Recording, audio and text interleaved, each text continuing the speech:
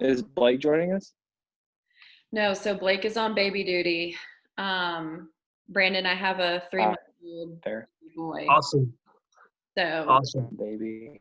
he is wide awake and fussing. So Great. Blake is doing Yeah, I'm a father too, so dad duty's definitely my favorite. So yeah. Oh yeah, it's super fun. So Brandon, we're doing this really unique now, but if you'll just go ahead okay. and introduce yourself and tell us where you're from and just go ahead and jump into your story. Okay, so my name is Brandon Kane. I'm 32 years old. I'm from Boston, Massachusetts. I am currently living in Omaha, Nebraska. I um I came to Christ a few years ago. I was a former reality star, published model. I was traveling with MTV. I had done a show with them called MTV's Real World, hence the MTV tattoo. And I really thought I made it. So I was the kid that was bullied in school. With my mother, we lived in the Irish projects. With my father, we lived middle class. So I was very much torn between two worlds. Um, Bullied in school. School was awful. Um, Even my friends laughed at me. I was not much of an athlete. I was the kid that was always drawing or writing in the back of the classroom. Uh, and then when I was 25, I ended up doing this interview, this casting call for MTV's Real World, and one thing led to another, interview after interview, and I kept getting called back. And before I knew it, I was in the Virgin Islands filming this show. It was really euphoric, really crazy experience. And when it had all finished and I got home, I really thought I made it. Right, this is what we see in the movies.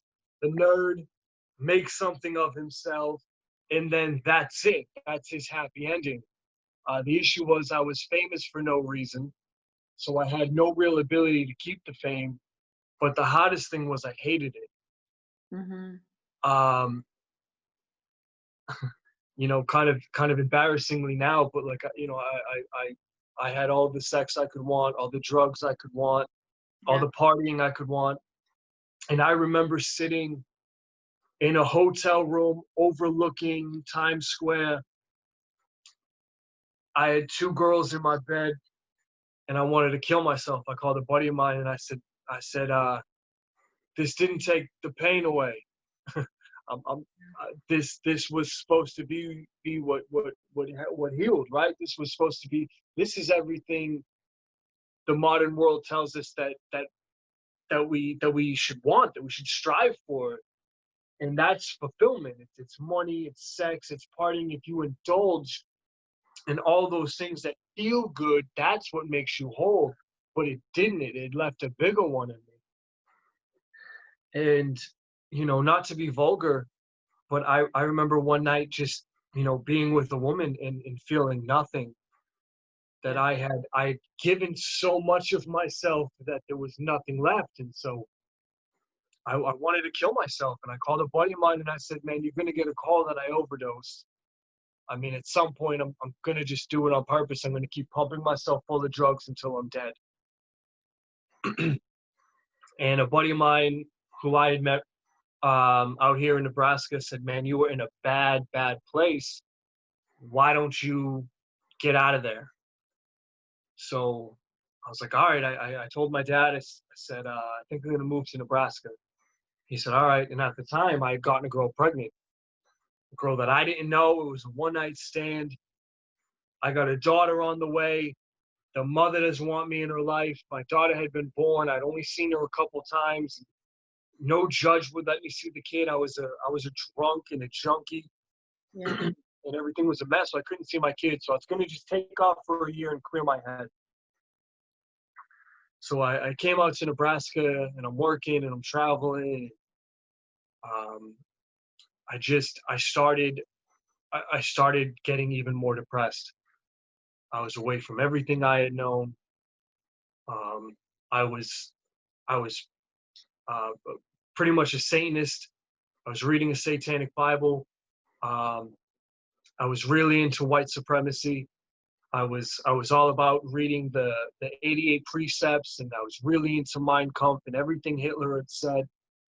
And I was I was going down a dark, angry, wicked path. And one night while applying to the Church of Satan, you can actually apply to them and you can get a membership card from them.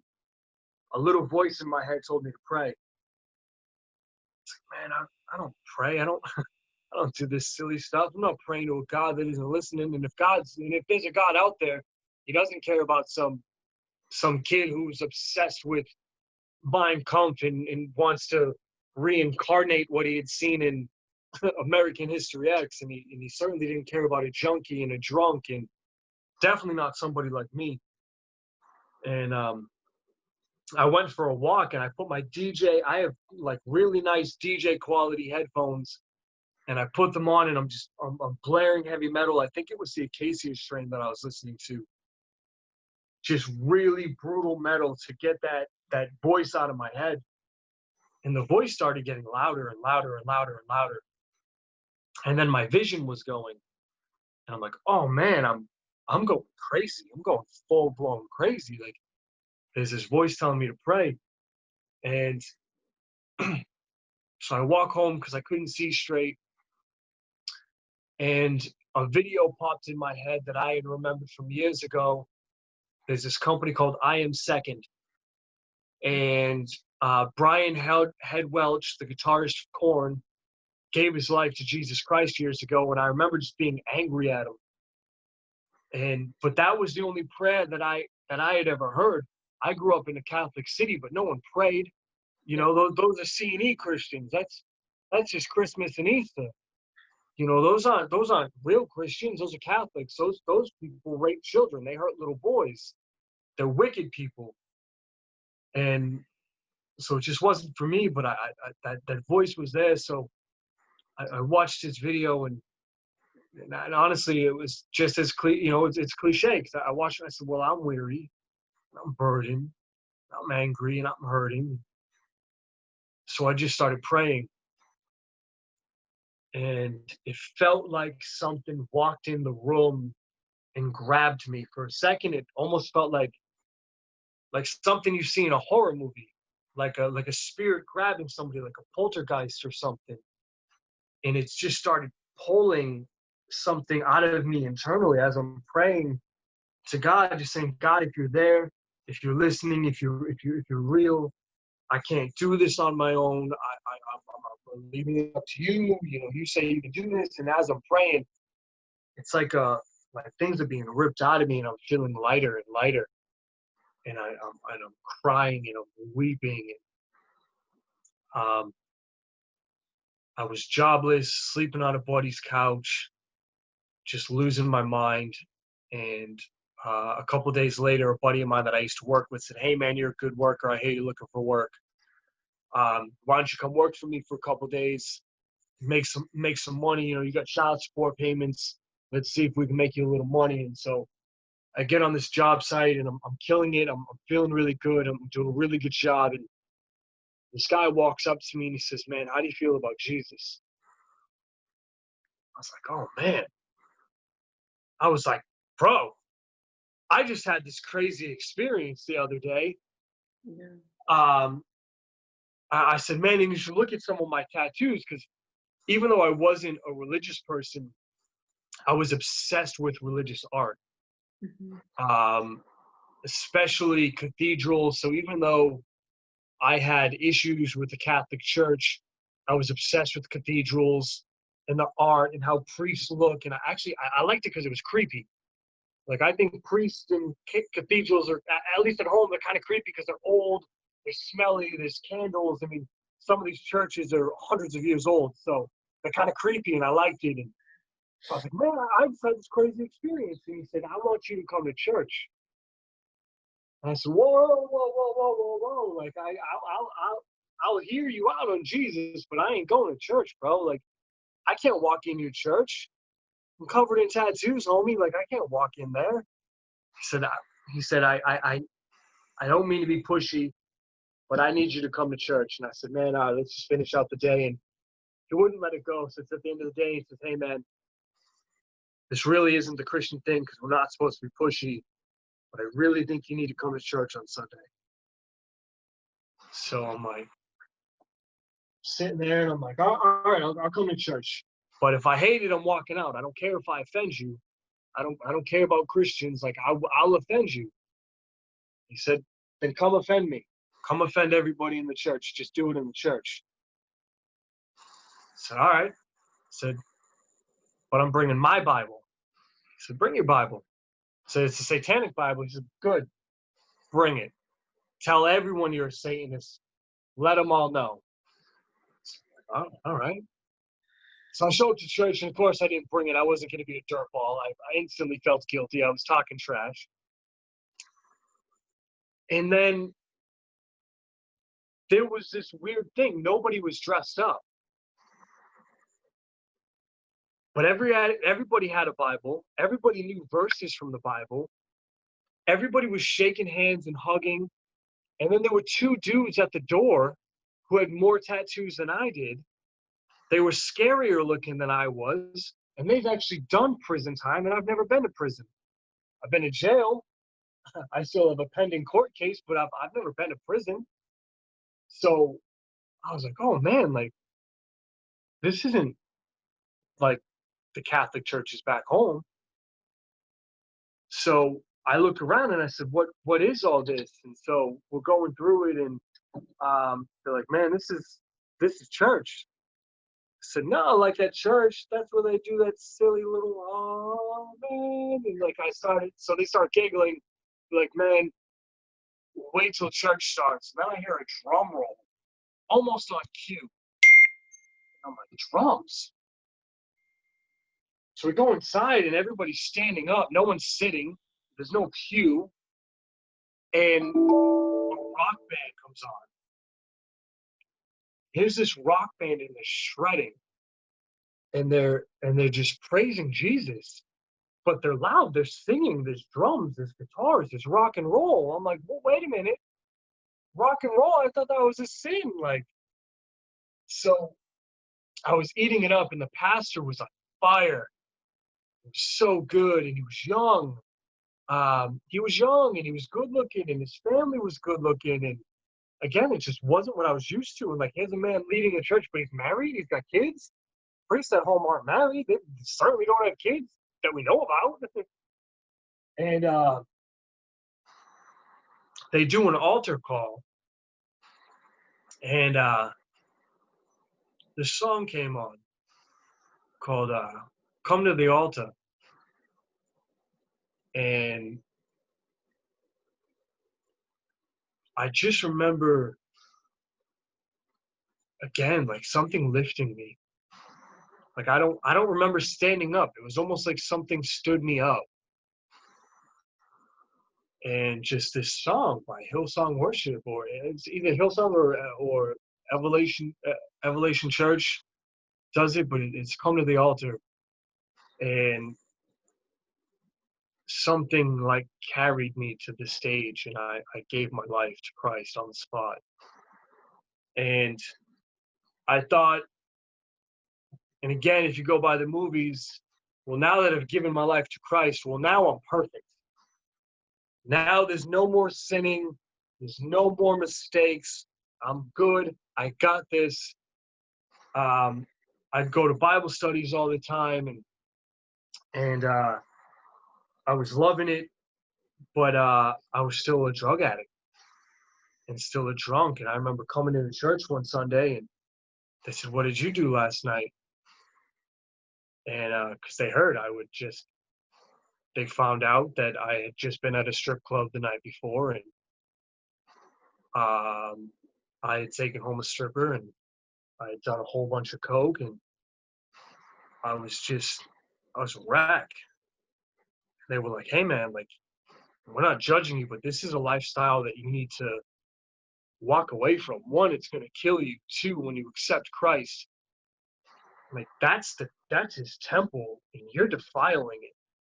And so we're going to help you. We're just trying to walk it out, but we're going to be there for you. But this is something you need to walk away from. We forgive you. There's grace there. God forgives you. but this is something you need to walk away from. And as silly as it is, I prayed to him for a wife. I was like, God, I don't know that I can give up some of this stuff. I don't know that I can give women up. Like I need help. I need a partner. Like you gave Adam a partner. You gave him someone to walk life with. And then the trippy thing is, you really sent me somebody. A few months later, a girl walks in my life as I'm supposed to be moving back home. I meet this girl and everything's great. And we get married. We have a family. And but we were both kind of rejected from the church. We're covered in tattoos, and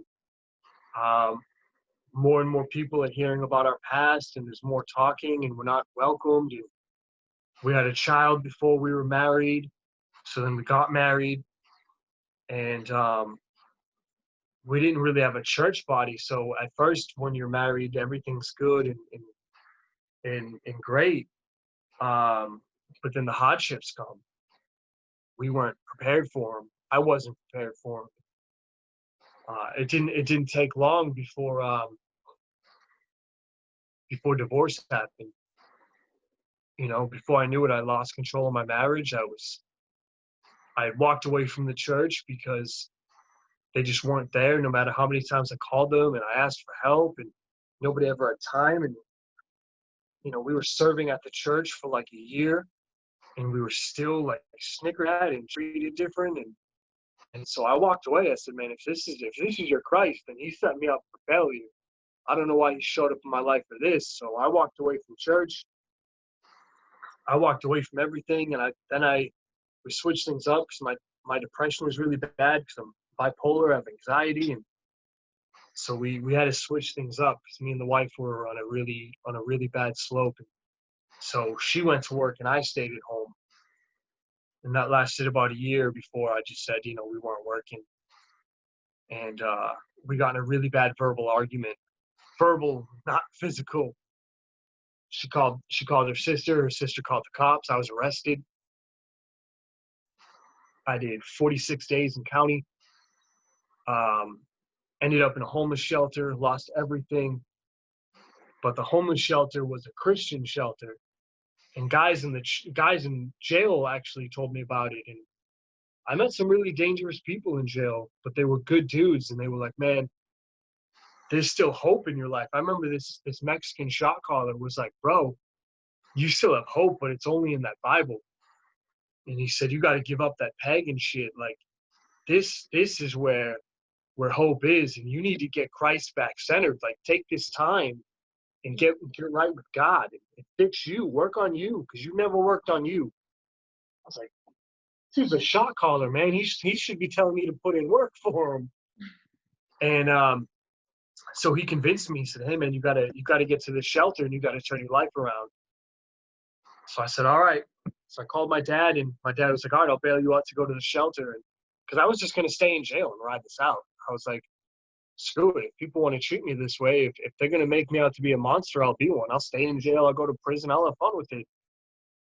But I go to this homeless shelter, and again, it was Christ-based, but you see the side of Christianity that isn't at the forefront of church. It's all these Christians who are struggling, who walked a similar life to me or even worse, and now they're dedicated to helping people. And that's when I really became a Christian, because I'd really seen actual biblical miracles happen, and I had actually seen the love of Christ, and I had seen his word being lived out. And that's where I really dedicated myself. And you know, I even got rebaptized, and not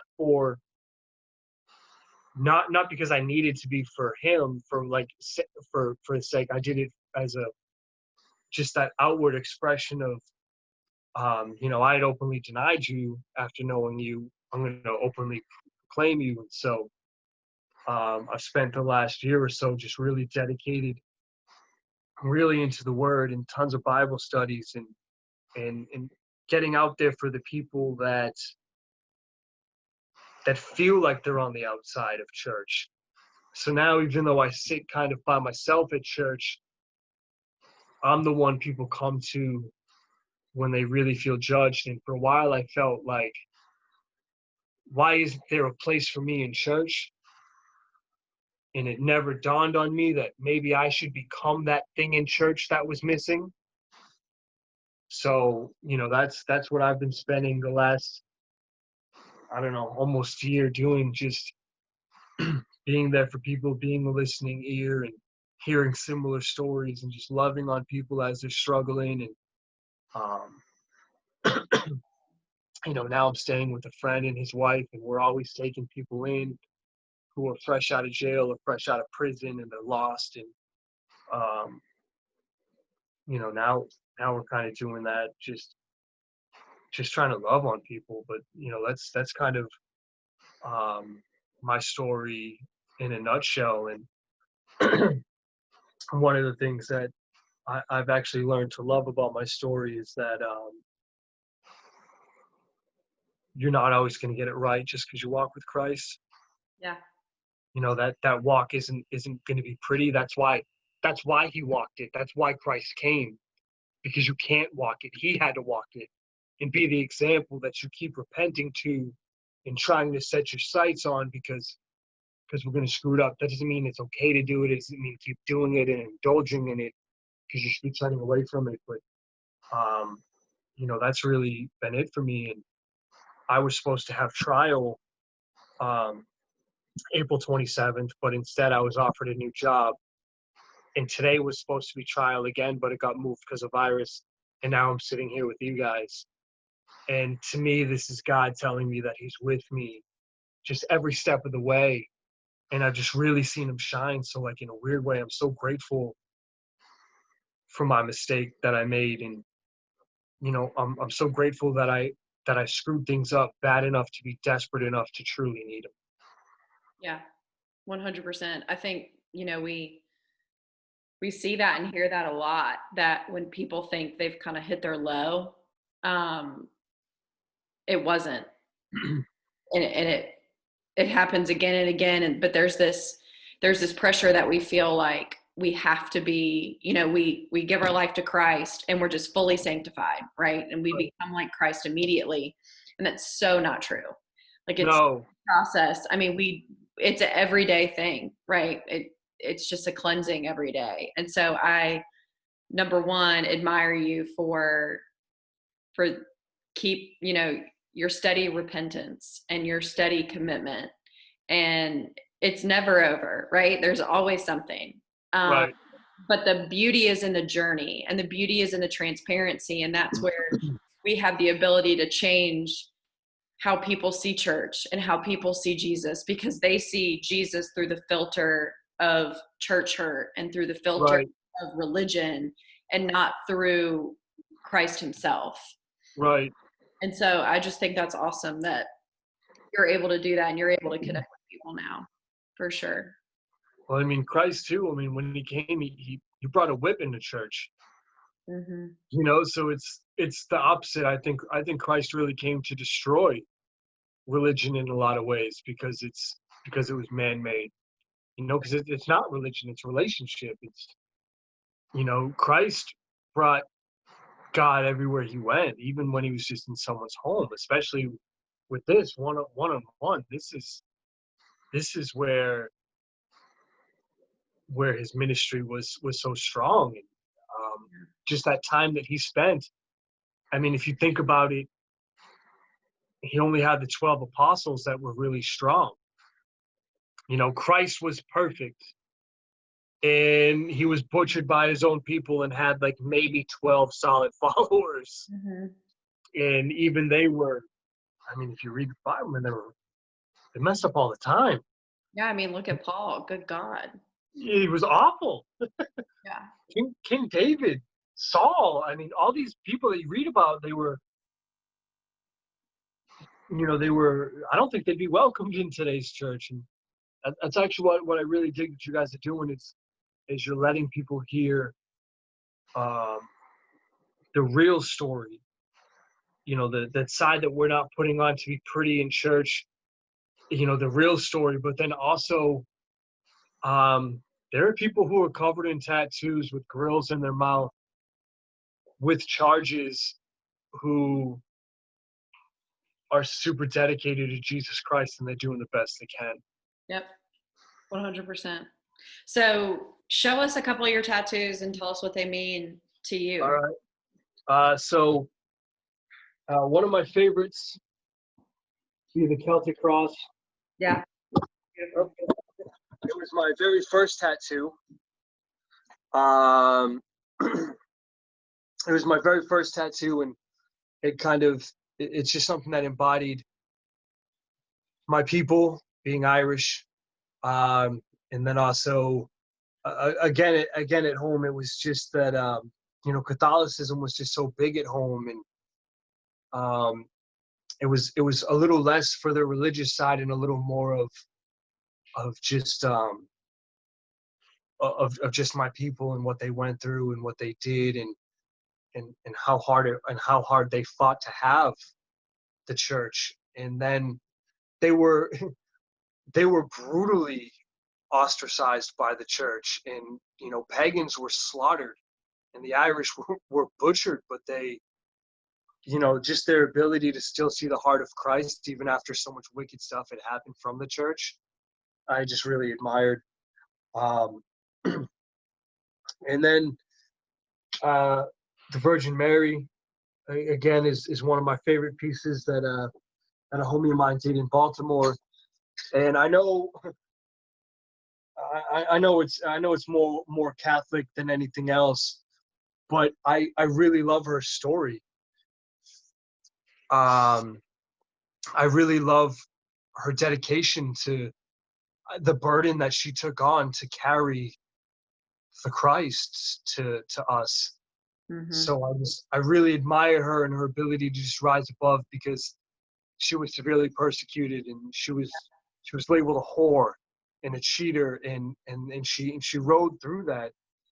And then I have doulos above my eye, which is a Greek word for bondservant, and they use it in the Bible for someone who gives up their worldly possessions and give up worldly desires to pursue Christ and live a life dedicated to Him.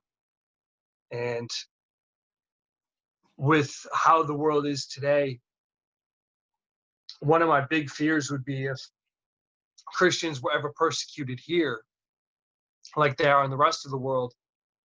My big fear would be that I would try to deny Him. Mm-hmm. So I marked my face so I couldn't. Yeah. And then I have Alpha and Omega. Cool. And for me, that was a constant reminder that our life is although it's in God's hands, like we put everything in God's hands, we still have to be accountable for our actions. I can still create a life worth living by pursuing Christ and doing the right thing, or I have the free will to destroy my life and live a life of wickedness as well. Yeah. And then if you kind of look at this whole sleeve, I have a bunch of roses that are torn up and they're beat up. And there's like a pencil stabbing a rose and a bottle and a pill bottle. And this was just, and actually says destructive on my wrist.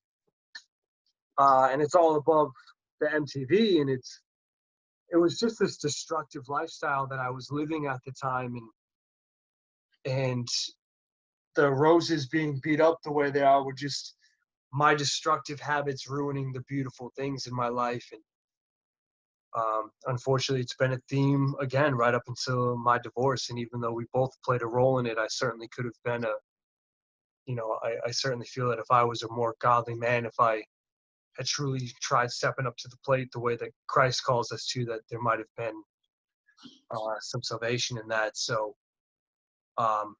that was just a reminder of just a destructive lifestyle that I lived in,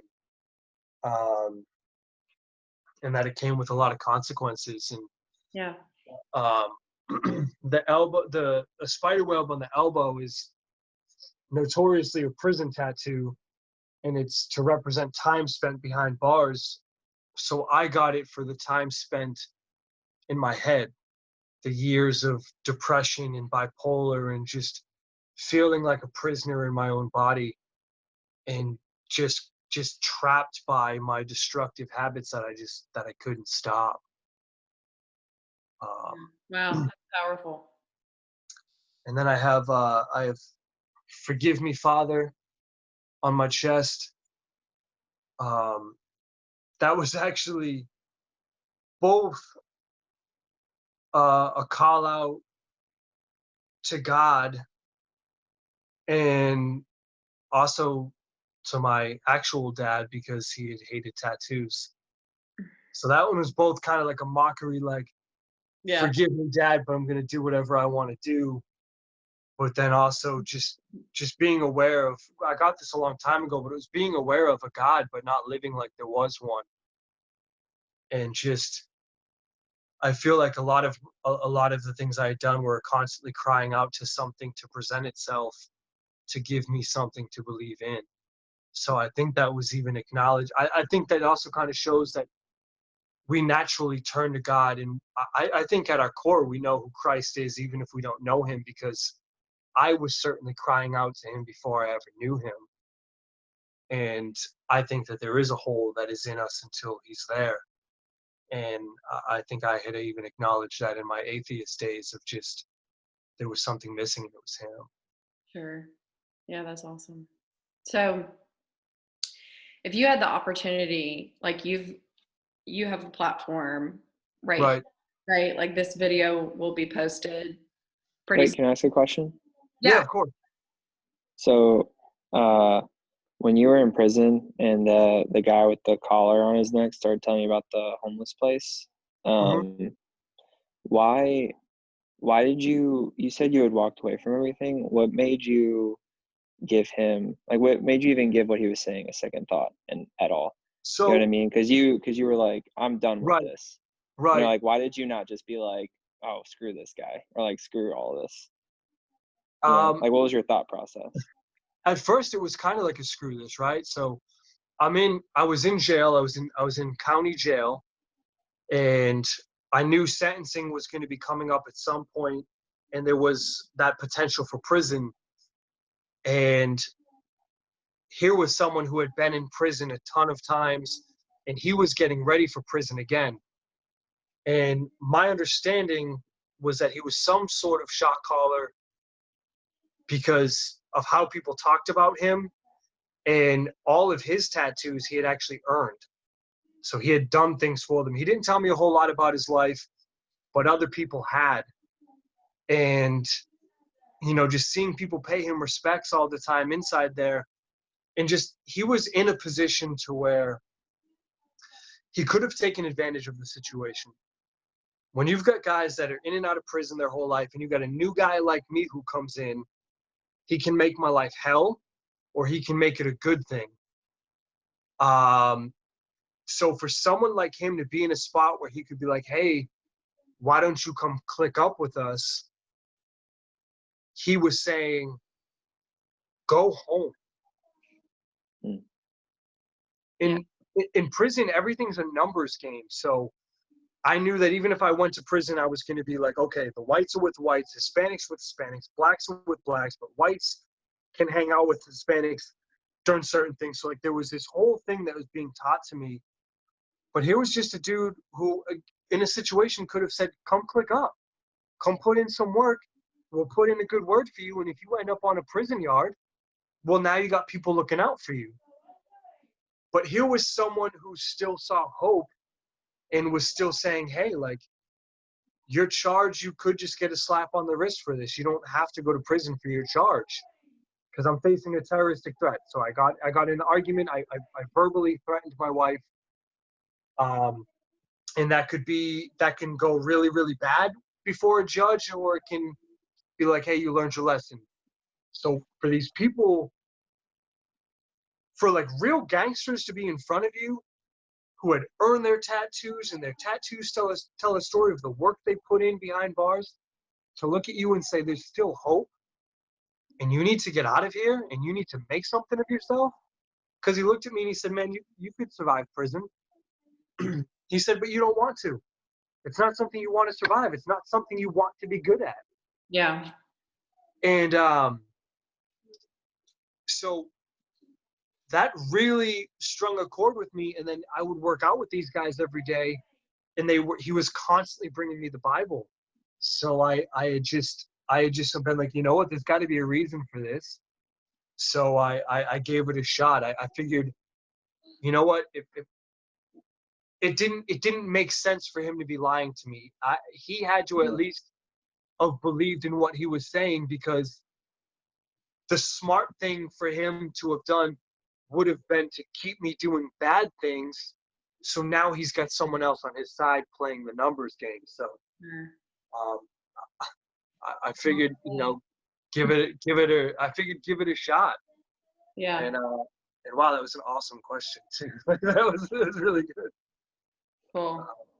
So we just have a couple minutes left before Yep. we'll get shut off. So Brandon, you have the floor. Your video will be published and tons of people will be able to see it. If you could say one thing to anybody, what would you say?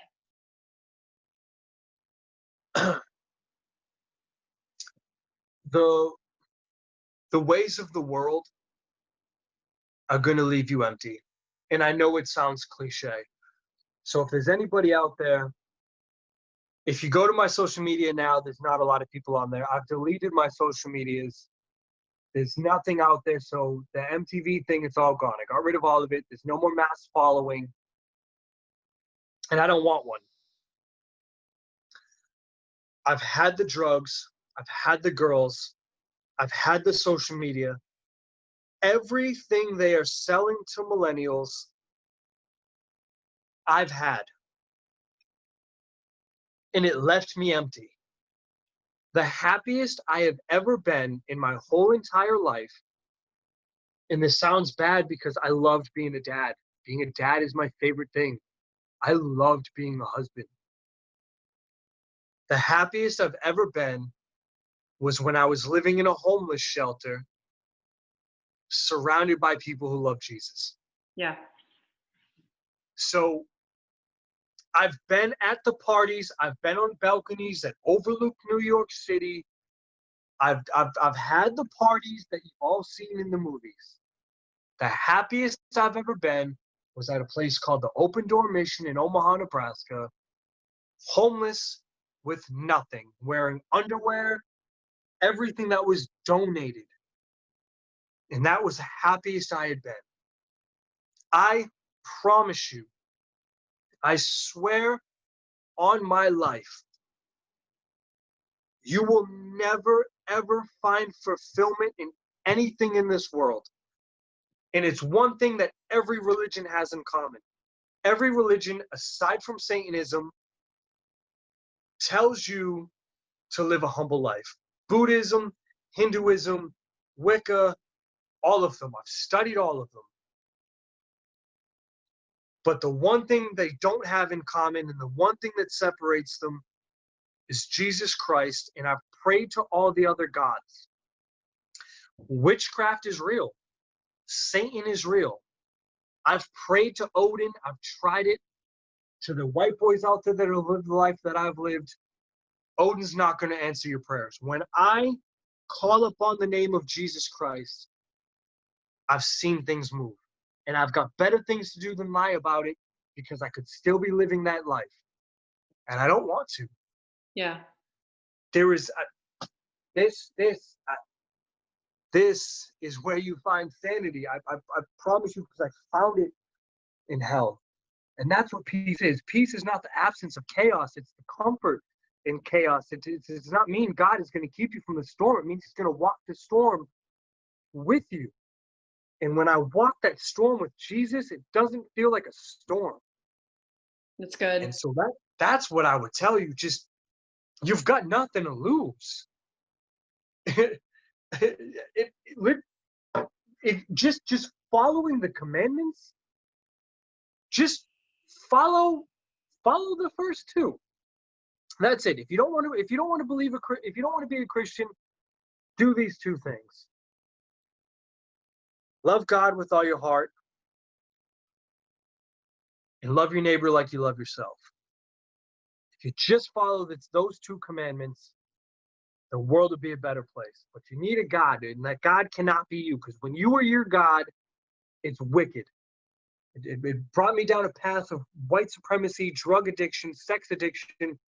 When you are your own God, when you are your own picture of God, when you put a white guy in the mirror and say you are your own God, you're going to think your people are gods. It's going to be the same thing if you're black, brown, Asian, whatever. When you become your own God, it's going to lead you to some type of supremacy and wickedness, and it's just, there's nothing there. I promise you.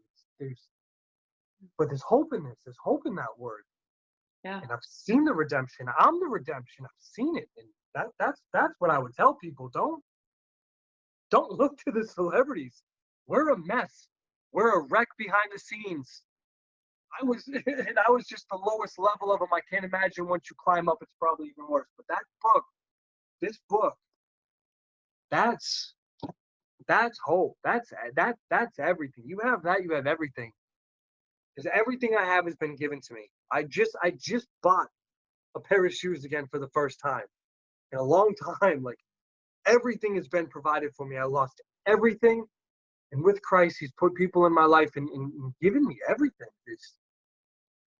That's what hope is. That's amazing. What a powerful story, man. Well, we appreciate your vulnerability. I mean, it's a lot to come on a platform and be open about your story, but we believe, and why we started this ministry in the first place is because we believe that the power of our testimony helps encourage other people that are where you were or where you are. Yep. And the power of our words and the just being transparent and open, and the church. And when I say church, I mean obviously the body of Christ. Man, it just reaches people, and we so appreciate it. Of course. I appreciate you guys. This is incredible what you're doing, because people need this. I need this. This is so important. And I wish you guys nothing but the best. I hope you blow up. I hope this gives you a means, but I will say, as someone who, just a fair warning, if you guys do get really big, surround yourself by the right people, because the road to hell was paved on good intentions. And now that you're in the light, the devil's going to come full storm. So just be ready for that. Yeah. Trust me. Yeah. Yep. No, that's true. Sean, anything else before we jump off? No, I'm good. Thanks, man. I appreciate it. I think the whole purpose of this is to prevent, the whole thing that you experienced where, the way people looked at you and the way that you felt like you were treated and all that, like this is for those people, because like the church isn't supposed to be that. And so, yeah, like this is to break that mold of everything. So That's awesome. Yeah. Awesome. Well, thanks so much, guys. Y'all enjoy the rest of your night. And Brandon, I'll keep in touch, and we'll let you know kind of like when your video is going up, and it'll be within the next couple of weeks. So perfect. Well, Thank you guys so much, and God bless. Yeah. All right. Cool.